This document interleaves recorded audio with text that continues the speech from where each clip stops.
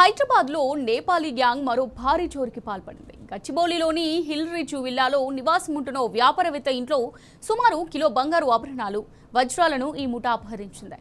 ఇంట్లో పనిచేసే నేపాల్కు చెందిన దంపతులు ప్రధాన అనుమానితులుగా పోలీసులు భావిస్తున్నారు.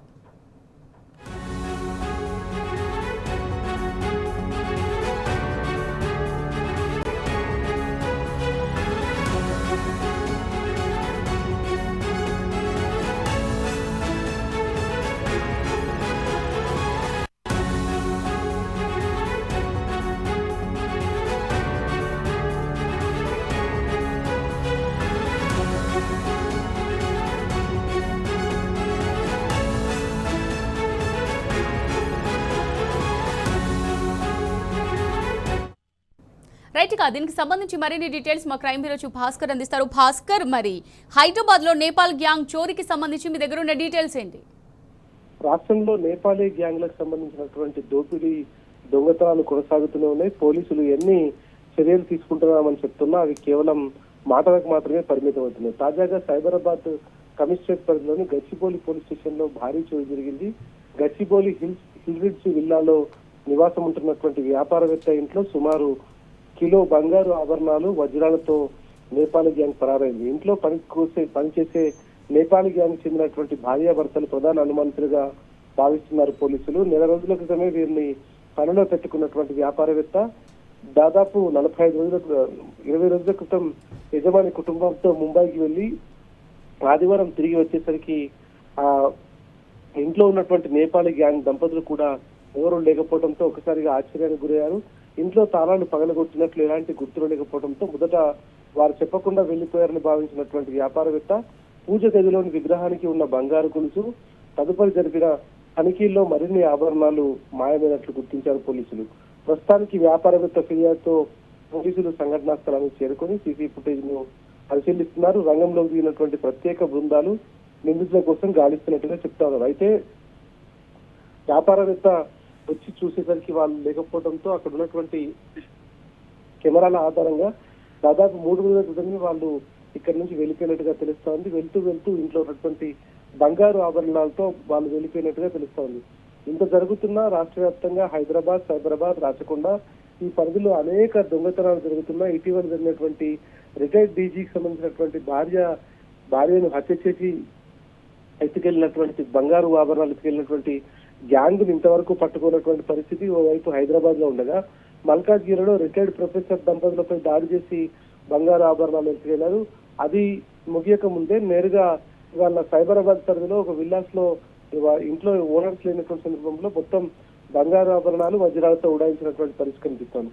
ఇంత జరుగుతున్నా కూడా రాష్ట్రంలో పోలీసు యంత్రాంగం పూర్తిగా అచేతన స్థితిలో ఉన్నటువంటి పరిస్థితి కనిపిస్తోంది. ఎందుకంటే గతంలో ఎప్పుడు కూడా ఈ తరహాలో నేపాలీ గ్యాంగులు దొంగతనాలకు పాల్పడేటువంటి పరిస్థితి లేదు. ఇంట్లో పనిచేసేటువంటి వారిపైన ప్రత్యేక నిఘా ఏర్పాటు చేస్తామని చెప్తున్నటువంటి పోలీసులు కేవలం వాటిని మాటలకు మాత్రమే పరిమితం చేస్తున్నారు. కమ్యూనిటీకి సంబంధించినటువంటి గేటెడ్ కమ్యూనిటీస్ కావచ్చు, ఇతరత్ర కమ్యూనిటీకి సంబంధించినటువంటి ప్రాంతాల్లో కనీసం అవగాహన పెంచకపోవడం, ఎక్కడికెక్కడ కౌన్సిలింగ్ ఇచ్చేటువంటి ప్రక్రియ కొనసాగించకపోవడంతో ఇవాళ రాష్ట్రం పూర్తిగా దొంగతనాలకు, దోపిడీలకు అడ్డుగా తయారవుతోంది. ప్రధానంగా హైదరాబాద్ నగరంలో ఇటువంటి జరగటం కొంత ప్రజల్లో ఒక్కసారిగా భయాందోళనకు గురయ్యేటువంటి పరిస్థితి కనిపిస్తోంది. ఒకవేళ ఓనర్స్ ఒంటరిగా ఉండుంటే, మహిళ గాని ఓనర్ గాని ఉంటే ఖచ్చితంగా వాళ్ళపైన దాడి చేసి చంపేటువంటి ప్రక్రియ కూడా కొనసాగుతుంది. నేరుగా రిటైర్డ్ డీజీ భార్యను చంపినటువంటి అంశంలో మనం చూసాం. కానీ ఇవాళ ఇంత జరుగుతున్నా రాష్ట్ర ప్రభుత్వం నిమ్మకు నివేదినట్టు వ్యవహరిస్తోంది. పోలీస్ శాఖ పూర్తిగా దీంట్లో వైఫల్యం చెందినటువంటి పరిస్థితి కనిపిస్తోంది. మనము ఇప్పటి వరకు చూసినటువంటి ఇన్సిడెంట్ లో హైదరాబాద్ రిటైర్డ్ డీజీ భార్యను హత్య చేసి దొంగతనం చేసినటువంటి వ్యవస్థ, మల్కాజ్గిరి కమిషనరేట్ పరిధిలో రిటైర్డ్ ప్రొఫెసర్ దంపతులను బంధించి బర్త్డే పేరుతో వాళ్ళు అక్కడ దోపిడీ చేసి పరారైన వ్యవస్థ.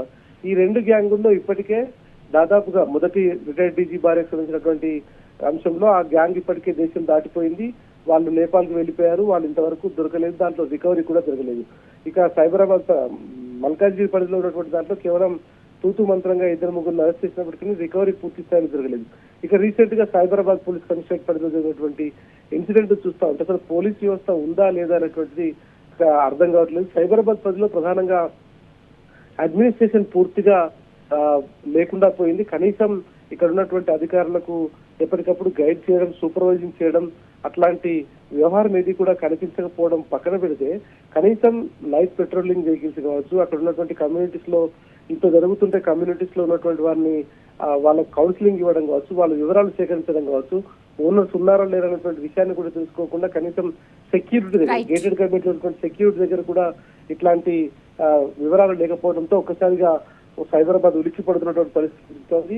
ఇది ఇట్లాగే కొనసాగితే రాబోయే రోజులలో హైదరాబాద్, సైబరాబాద్, రాచకొండ ఈ 3 కమిషనరేట్ల పరిధిలో ఉన్నటువంటి గ్రేటర్ హైదరాబాద్ క్రైమ్ సిటీగా మారేటువంటి అవకాశం కనిపిస్తుంది. గతంలో బీహార్, యూపీలో ఉన్నటువంటి గ్యాంగులు ఎట్లయితే గతంలో యునైటెడ్ ఆంధ్రప్రదేశ్ లో దాడులు చేసి దొంగతనాలు చేసి దోపిడీకి పాల్పడ్డారో ఇవాళ మళ్ళీ అదే రోజులు వచ్చేటువంటి అవకాశం కనిపిస్తోంది.